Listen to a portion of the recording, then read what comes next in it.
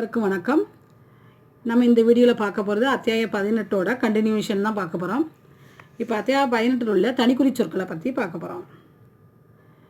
இப்போ நம்ம பாதியாக்கு முறையில் முக்கியமாக நீங்கள் பார்க்கக்கூடியது என்னதுன்னு பார்த்தீங்கன்னா, தனிக்குறி சொற்கள், சுருக்கங்கள், வினை சுருக்கங்கள் இதெல்லாம் நீங்கள் நல்லா ப்ராக்டிஸ் பண்ணிக்கிடுங்க. ஆனால் ஸ்பீடு எழுதும் போது உங்களுக்கு என்ன ஆகும்னா, பாதியாக்கு முறையில் ஒரு சில இடத்துல நீங்கள் ஸ்பீடாக எழுதும் போது அதை பெருசாக எழுதிட்டீங்க அப்படின்னா உங்களுக்கு விரிவாக்கம் பண்ணும்போது ரொம்ப கஷ்டமாக இருக்கும்.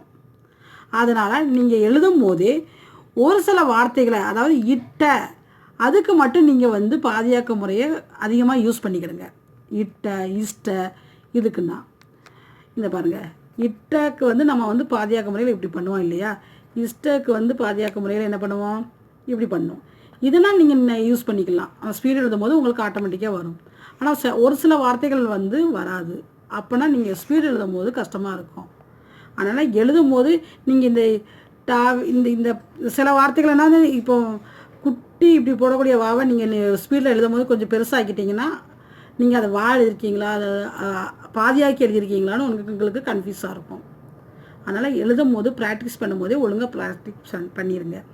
எந்த வார்த்தைக்கு நம்ம பாதியாக்கி எழுதுகிறோம் அப்படிங்கிற போது ஆரம்பத்திலே அதை நீங்கள் எழுதி ப்ராக்டிஸ் பண்ணி மைண்டில் வச்சுக்கிடுங்க.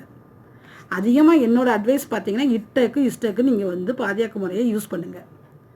அதுதான் ஸ்பீடுக்கு உங்களுக்கு கை கொடுக்கும்.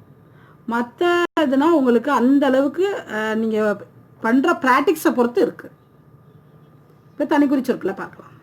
ஆதரித்து இல்லை ஆதரிந்து குட்டியாக எழுதணும். திருத்த அல்லது திருந்து, அது கோட்டுக்கு மேலே எழுதணும். ஆதரித்த கோட்டுக்கு மேலே எழுதணும். திருந்தங்கிறது கோட்டில் எழுதணும். எதிர்த்து இல்லை எதிர்த்த, அது கோட்டில் எழுதணும். மட்டும் கோட்டுக்கு மேலே குட்டியாக எழுதணும். கொண்ட அல்லது கொண்டுங்கிறது சின்ன கோடு போட்டு கொக்கி. அல்ல, அல்லது, அதுதான் பார்த்திங்கன்னா லாவை பாதியாக்கியிருக்கோம். இந்தியா கோட்டு மேலே தான் எழுதணும், ஆனால் குட்டியாக எழுதணும், அதை பாதியாக எழுதணும். வந்த வா போட்டு கொக்கி. வேண்டும், அது வந்தங்கிறது கோட்டுக்கு மேலே எழுதணும். வேண்டுங்கிறது கோட்டில் எழுதணும். இருந்த, இருந்து, அதுனா கோட்டில் எழுதணும். அடைந்தன்னா ஆ போட்டு அடைந்து, அடைந்தன்னா கோட்டுக்கு மேலே எழுதணும். அடுத்தல நம்ம சுருக்கங்கள் பற்றி பார்க்க போகிறோம். பயன் உண்டு, இது பா போட்டு உண்டு சிறுசாக போடணும். நல்லா பாருங்கள், பா போட்டு சின்னதாக போடணும், பாதியாக போடணும். உண்டு. மூணு சுழி நாவை இப்படி போடுவோம் இல்லையா, மூணு சுழி நா, அதை தான் நம்ம என்ன போடுவோம், சிறுசாக போடுறோம். பயன் உண்டு. ஒன்று உண்டு, அதாவது ஒன்று உண்டு. நடவடிக்கை, நான் போட்டு வாவை குட்டியாக போடணும். ஓகேவா? இல்லை நீங்கள் நான் போட்டு வாவை பெருசாகவும் போடலாம். ஆனால் நடவடிக்கை இப்படியும் போடலாம், இப்படியும் போடலாம். நீங்கள் ஸ்பீட் எழுத உங்களுக்கு எது ஏதுவாக இருக்குமோ அதை போட்டு ப்ராக்டிஸ் பண்ணுங்கள். பொதுவாக, பொதுவாக.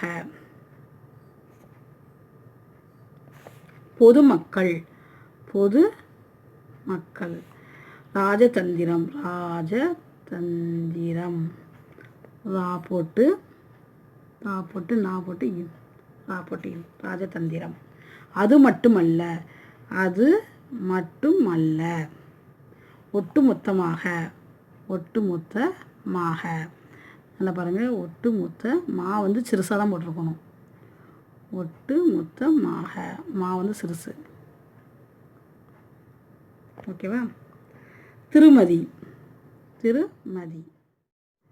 அடுத்த நம்ம வினை சுருக்கங்களை பற்றி பார்க்க போகிறோம். வந்திருக்கிறது அல்லது வந்திருக்கின்றன அப்படின்னா இப்படி போட்டு எழுதணும். ஓகேவா? வந்திருக்கிறது, வந்திருக்கின்றன. வந்திருக்கும் அப்படின்னா வந்திருக்கும், போட்டு போடுறோம். வந்திருந்தனர், வந்திருந்தனர். ஓகேவா? வேண்டும் என்று, இது கோட்டில் எழுதணும். வேண்டும் என்று கோட்டில் எழுதணும். வேண்டும் என்றால், வேண்டும் என்றால். ஓகேவா? நல்லா பாருங்கள், வேண்டும் என்றால். அடுத்தல வேண்டிய, வேண்டிய. ஓகேவா? வா பாதியாக போடணும், யா கொஞ்சம் பெருசாக போட்டுக்கலாம். வேண்டிய, வேண்டியதாக, வேண்டியதாக.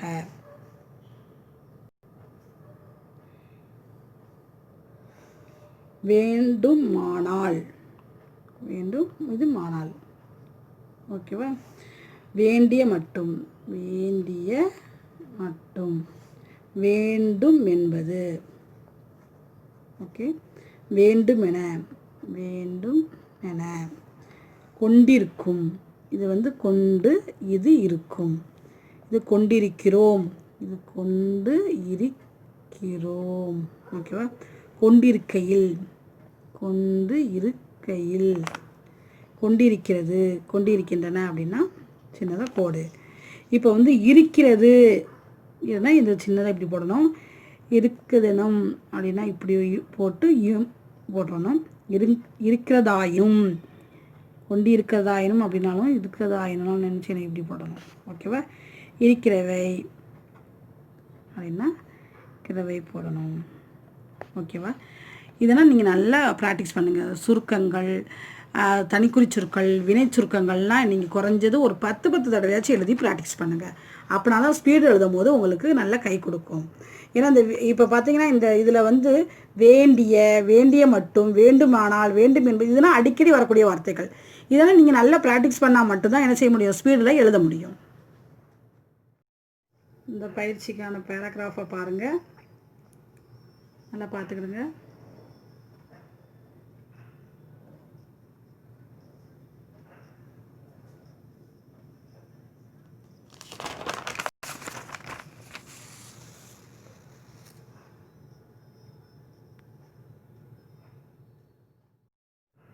இந்த பயிற்சிக்கான ஸ்ட்ரோக் பார்க்க போகிறோம். பாருங்கள், நமது இந்தியாவில், இது இந்தியாவினால பேர்னால நம்ம கொடு கீழே போட்டிருக்கோம். இந்தியாங்கிறதுக்கு வந்து குட்டியாக போடணும், நாவை வந்து குட்டியாக போடணும்.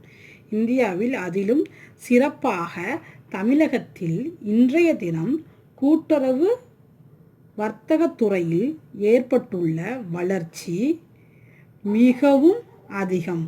உங்களுக்கு அதிகம் என்று, அதாவது உங்களுக்கு அதிகம்னா என்ன எப்படினாலும் போடலான்னு இருக்கேன். நீங்கள் இப்படியும் போட்டுக்கலாம். ஏற்கனவே உங்களுக்கு போன கிளாஸில் சொல்லி கொடுத்த மாதிரியும் நீங்கள் போட்டு ப்ராக்டிஸ் பண்ணிக்கலாம். அதிகம் என்று நினைக்கிறேன். எங்கே பார்த்தாலும் கூட்டுறவு சங்கங்கள் ஏற்படுத்தப்பட்டு வருகின்றன. நல்லா பாருங்கள், ஏற்படுத்தப்பட்டு, அதாவது ஏற்படுத்தப்பட்டு வருகின்றன. அது மட்டுமல்ல, இது நியாய விலையில், இது பார்த்திங்கன்னா நியாய, இது விலையில், நியாய விலை, இது பார்த்திங்கன்னா விலை, நியாய விலை கடைகள் மூலம் அத்தியாவசிய உணவு பொருட்கள் ஜனங்கள் எல்லோருக்கும் கிடைக்க நடவடிக்கை எடுக்கப்பட்டு இருக்கிறது. நல்லா பாருங்கள், எடுக்க, இது பட்டு, இது வந்து இருக்கிறது, எடுக்கப்பட்டு இருக்கிறது.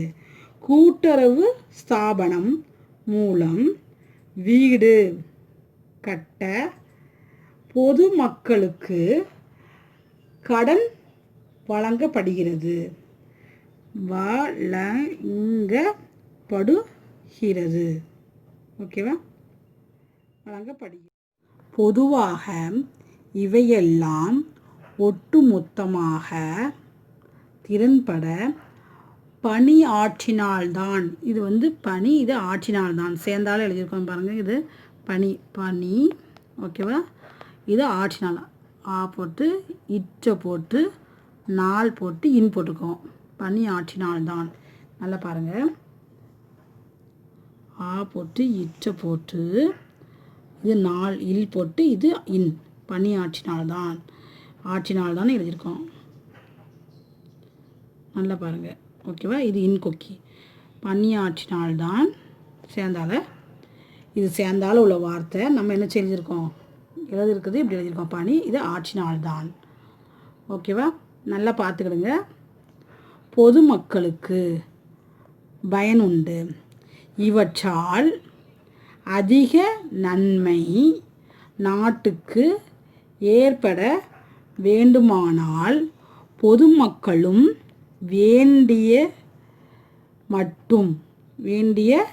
மட்டும் இவற்றை நன்கு ஆதரித்து வர வேண்டும் என்பது அவசியமாகும்.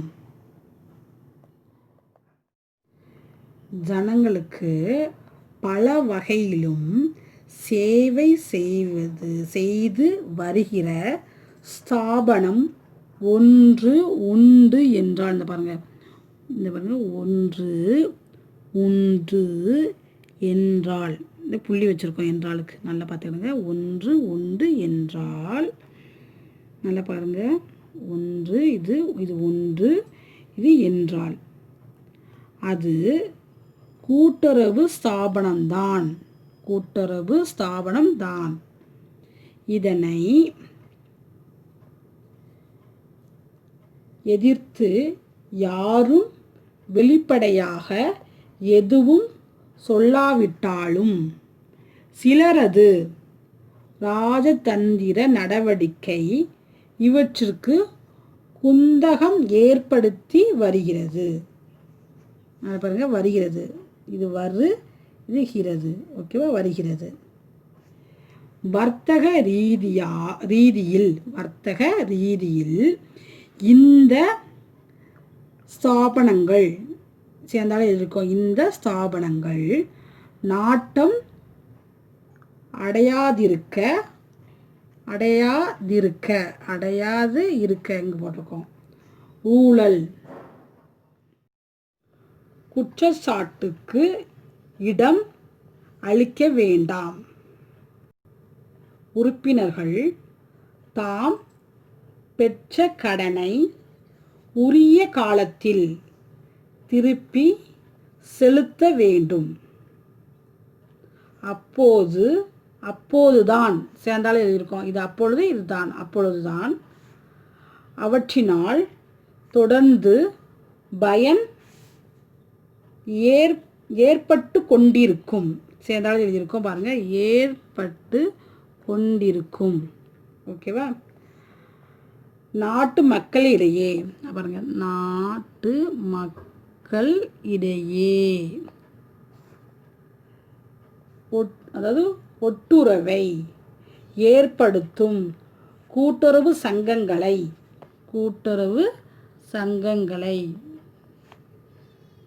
பொதுமக்களே ஓகேவா, பொதுமக்களே ஆங்காங்கு ஏற்படுத்தி கொள்ள வேண்டும். இதற்கு அரசாங்கமும் உறுதுணையாக இருக்கும் என வர்த்தகர்கள் சபை கூட்டம் ஒன்றில், நல்லா பாருங்க, வர்த்தகர்கள் சபை, இது வர்த்தகர்கள் சபைன்னு சேர்ந்தாலே எழுதியிருக்கோம். இது கூட்டம் ஒன்றில் கரகோஷத்துடைய, அதாவது நல்லா பாருங்க, கரகோஷத்துக்கிடையே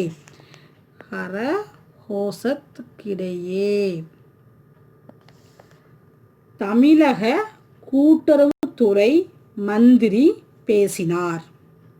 நல்லா பாருங்க, இது அதாவது கரகோஷத்துக்கிடையே, ஓகேவா, கரகோஷத்து இடையே தமிழக கூட்டுறவுத்துறை மந்திரி பேசினார். இதை நீங்கள் 15 தடவை எழுதி ப்ராக்டிஸ் பண்ணுங்கள். அப்போ தான் ஸ்பீடுக்கு வரும், நல்லா வரும். போன வீடியோக்கான பயிற்சிக்கான விடை கொடுத்துருக்கேன், நல்லா பார்த்து செக் பண்ணிக்கிடுங்க.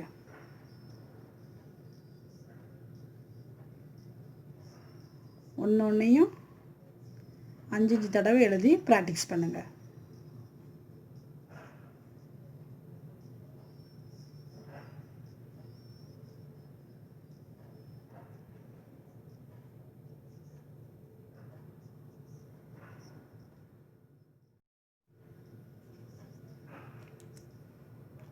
இந்த வீடியோக்கான பயிற்சி கொடுத்துருக்கேன், பார்த்து நீங்களே எழுதி ப்ராக்டிஸ் பண்ணுங்கள். இதுக்கான விடையை அடுத்த வீடியோவில் கொடுக்குறேன்.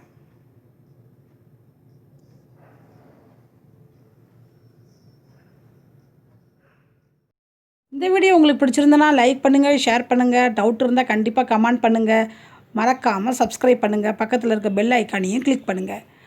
நன்றி, வணக்கம்.